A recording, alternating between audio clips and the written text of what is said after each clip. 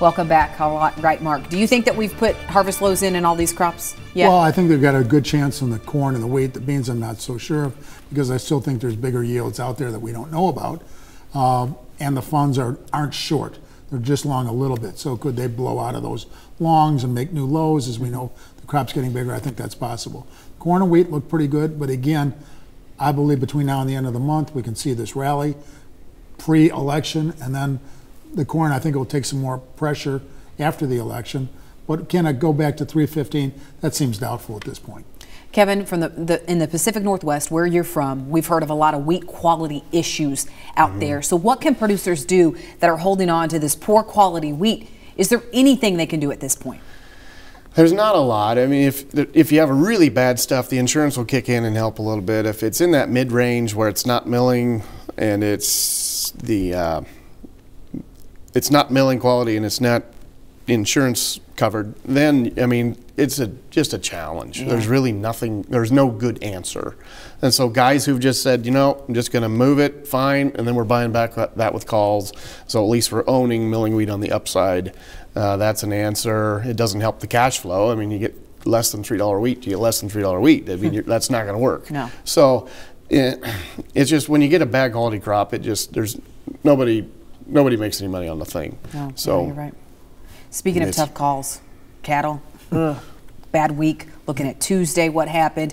What's going on with these cattle charts right now, Mark? Well, you know, we've had this stair step down in both the fats and the feeders.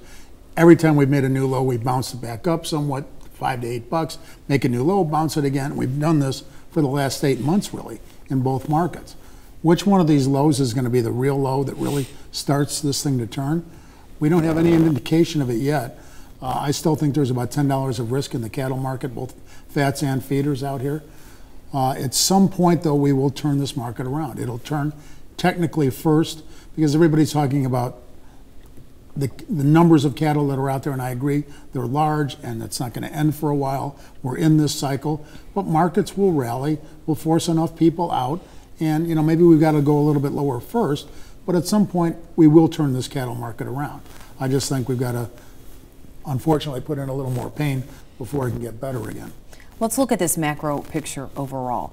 I mean, we look heading into these Fed meetings, you know, possibilities of raising interest rates, but we haven't really done much of that so far. Heading into the election, is this economy as good as being advertised right now? I don't think so. I mean, I was scrolling through the minutes from the last Fed meeting, and you know, a couple of the members said, and it concerned me when I read it, is that, you know, we are afraid that if we do not raise rates, that it will signal a lack of credibility for our office, for the Fed. And, you know, do you really want to raise rates just to maintain credibility? And so you got to scratch your head on that one. And, and if Deutsche Bank has an issue, I mean, that's going to take the whole system and put it in peril. So to me, it doesn't look good. Mark, what do you think?